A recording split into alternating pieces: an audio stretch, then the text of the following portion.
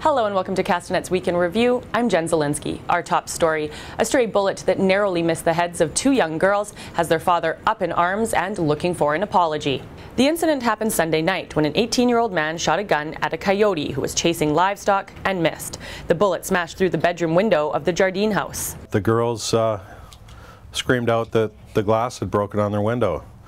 But when I came down and looked at it, it was apparent that there had been a bullet coming through the window. And then it had also gone through the closet wall and through some clothing. No charges have been laid as of yet, and police say they are looking into whether the shooter had a permit to be firing at predators in city limits. After years of controversy, Kelowna Mountain finally opened its doors, yet the controversy seems to continue.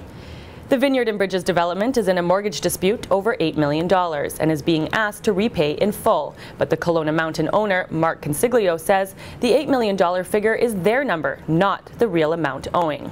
Lender is trying to charge us over $3.6 million in extra interest charges, which they do not have the right to do.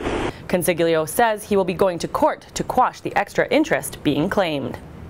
A large landslide near Maple Lake has packed the Shuswap River full of debris and has sent large trees floating towards Enderby. The sheer force of Mother Nature has stranded several hundred people in Maple Lake Resort and the surrounding area from civilization. About 6:15 on Friday morning, a torrent of water and trees and debris came rushing down Cook Creek, taking out a portion of the road that leads between Enderby and the resort. It also took out a portion of a bridge. It could be a while before this roadway is open. BC Hydro says it'll be a couple of days before it can restore power to the area, and TELUS will have to wait after that before it can restore telephone service as well. Stay tuned to Castanet for up-to-date coverage on this situation.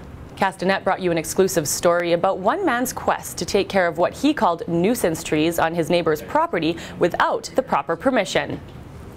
4 trees, referred to as ugly nuisance trees, were cut down by Harry Haas after he said he received permission from the renter of the home, to which the renter denied.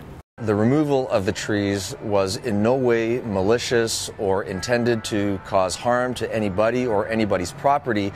And my actions were purely the result of getting permission from, granted, the renter, but there was a misunderstanding. The owner indicated to me, or the renter indicated to me, that he was representing the interests of the landlord, the property owner, and I took that as the gospel.